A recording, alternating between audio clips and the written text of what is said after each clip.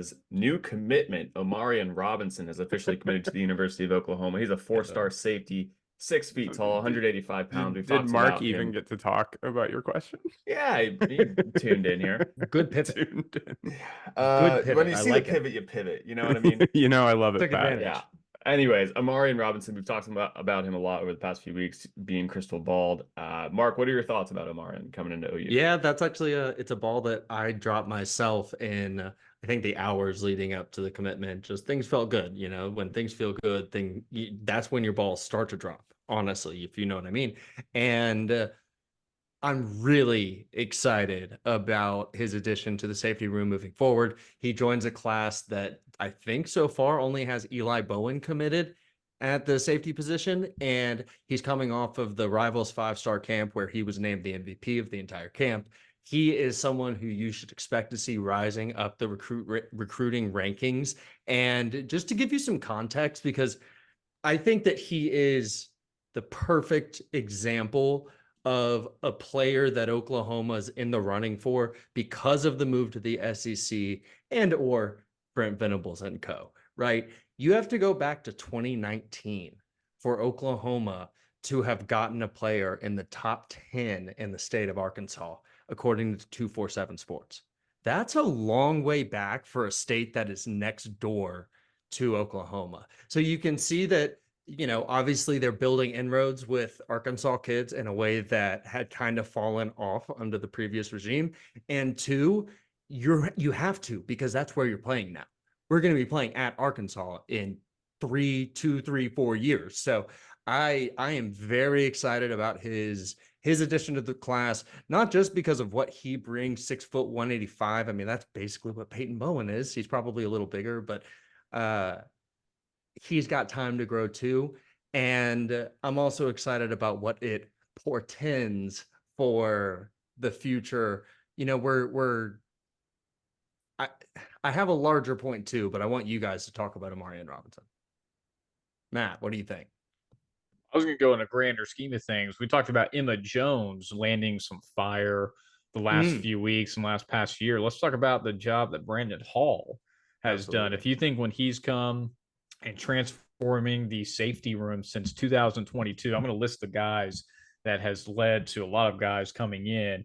So 5-star Peyton Boeing, Robert Spears Jennings, Jaden Harden, Reggie Powers, Michael Bokanowski, Omarion Robinson now, Marcus Wimberly, and Eric McCarty. So that is quite the list of 4 stars and obviously 5-star Peyton Boeing a few years back that Brandon Hall has been able to recruit and get these guys in the room. That's a pretty deep list along with Emma Jones. That just shows you that it's not just BV in the SEC. These individual guys on their skill positions have been incredible the last few years. And this is exactly what you need. You need top 10 classes when you're playing SEC opponents each week. Incredible job by Brandon Hall and company. This guy is a great addition that we were able to pluck out of Arkansas and will continue to have a deep safety room for future years to come. Thanks, Matt. For anyone wondering why Matt keeps saying Boeing and not Bowen, it's just because he's really high on the Boeing stock currently. Ryan, what are your thoughts on Omarion Robinson?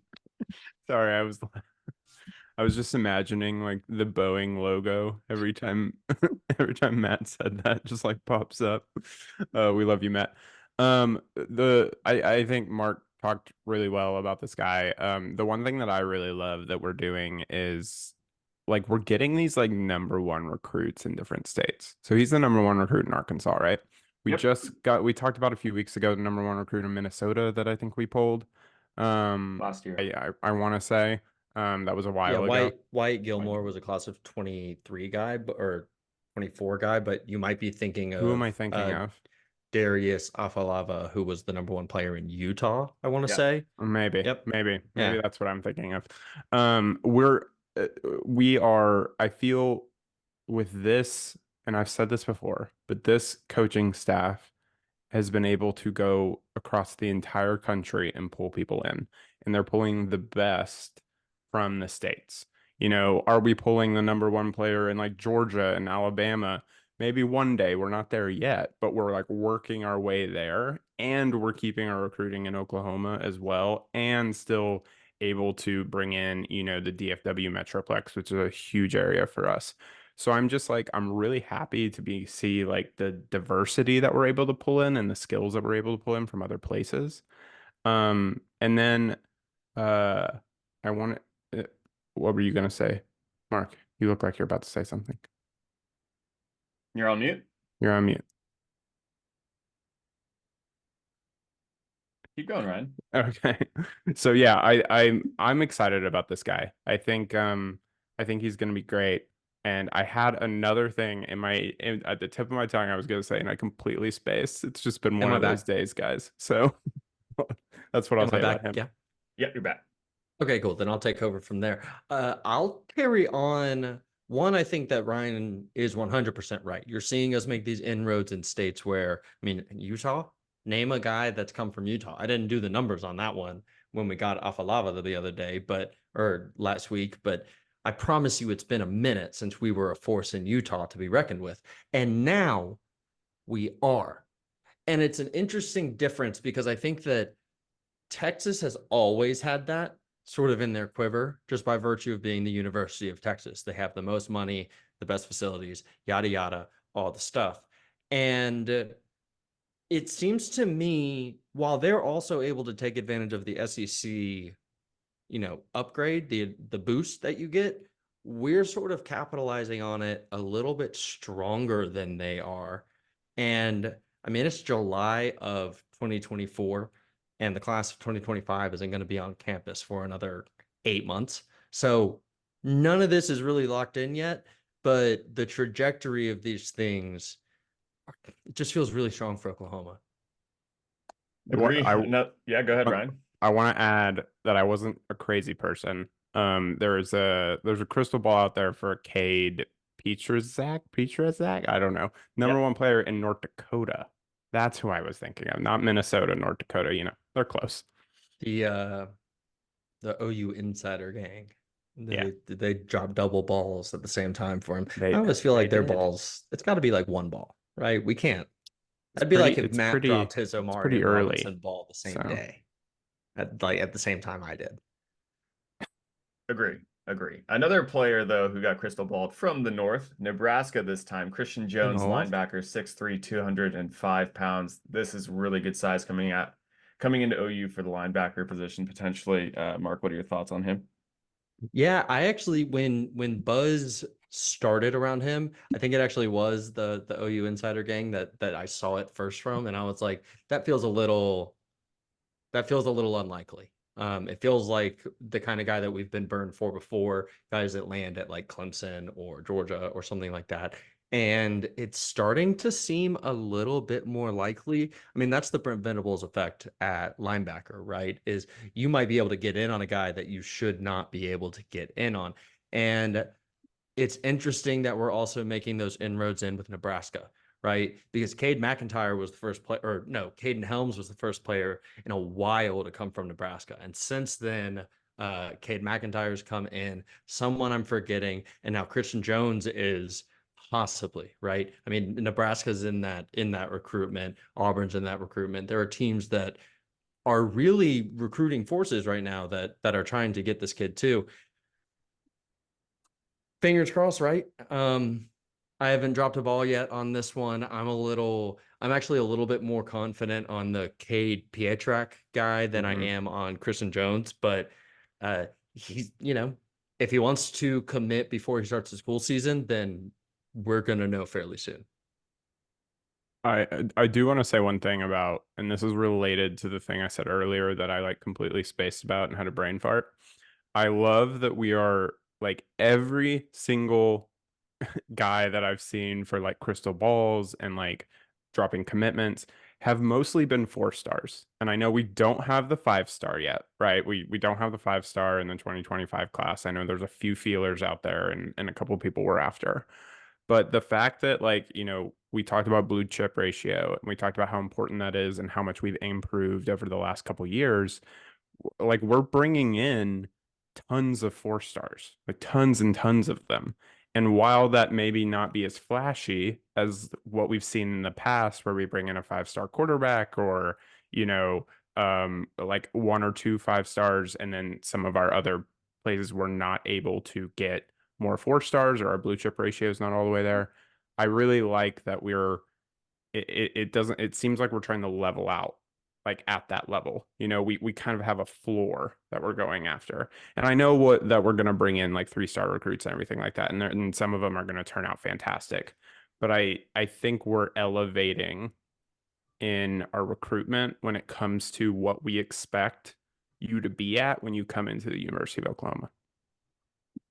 It sure seems to me like we haven't taken on a 3-star without it being a PWO more than a handful of times since Not Brent that I've got on seen. campus, right? That first year, probably, right? But since then, you're right. The floor is certainly raised. Absolutely. Matt, what do you think? Yeah, to hit on Christian Jones, he's the #1 linebacker coming out of Nebraska. He's also a dual sport athlete, so he also runs track and field. So based on what I've read about his scouting report is that he's got a unique skill set, that he's big and fast, which is very hard to find at his size. And the fact that he's running, I think it was like 11 seconds in a sub-100. Yeah, which is pretty phenomenal for the guys his size. So this is the type of guy that can definitely make an impact that you would want on your field, especially playing linebacker, especially in the BV system where you want a highly athletic guy such as Christian Jones, who would be a great fit for this defense and what BV is looking for. I don't have too much expectations knowing that Nebraska is right in his backyard and probably will lean towards that way, but that would be a great get for BV and Co. if we can get him out of Nebraska. The one other point about 5-stars, and Mark, please chime in on it. I know we missed out on 1 5-star offensive lineman. Is it Roger Lamont to Missouri? Is that who it is? The other way, Lamont Rogers. That was close. That was closer than the ones earlier. Yeah. So I think there's 2 other guys, 5-star offensive linemen that OU is in the race for, and I think we really got to pick up one of those guys, right, Mark? So there are sort of 3. I mean, Ty Haywood is a name that we were linked to much earlier in the process. Seems to be out of the process now. Michael Fasusi recently tweeted something like, he says big news comes out on Friday. Big news comes out on Friday. Yeah. And we'll see what that is. I'm sure that's like an announcement to an announcement. Like that's the top 10, that's the top 5, something like that. And then we'll get a bigger, or he'll announce his commitment date. Maybe that's what it is, right? That in either case, that's something, right? And then there's someone else whose name is just escaping me. And he's from Kansas, I think. I mean, I'm bad at this right now, right? But there's someone from here. Someone else speak on those 2 guys. Well, yeah, while Mark is looking that up, actually, I think you should like and subscribe to the program. That's Program Guyz with the Z on YouTube, and follow us on all of our social media accounts. That's Twitter, Instagram, and TikTok. The Andrew Babalola? I think Matt, what are we going to say? That's Kansas City. Kansas City. Yep, that's the one. I'm not very familiar with his game, but he is someone that we are more recently in recent weeks being linked to.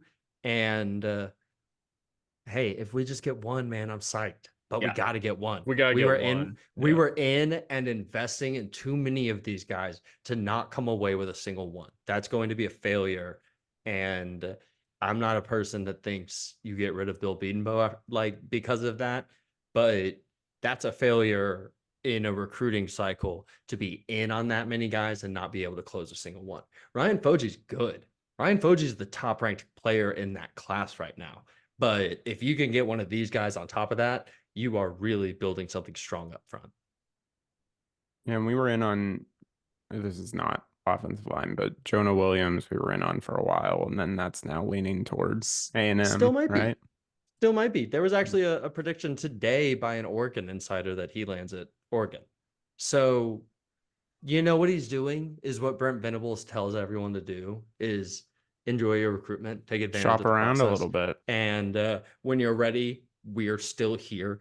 I'd be shocked if Brandon Hall was not in contact with Jonah Williams. And if Skip Johnson was not in contact with Jonah Williams. I'd be shocked by that. Anything else on crystal balls or recruiting?